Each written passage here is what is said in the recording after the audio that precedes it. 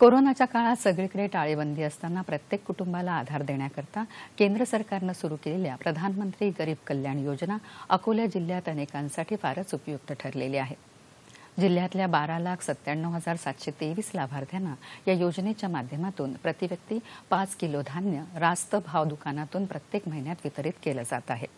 तसंच अंत्योदय योजनेच्या माध्यमातून 1,92,936 तर प्राधान्य गटातल्या 11,04,787 लाभार्थ्यांना मोफत धान्य वितरित केलं जात आहे।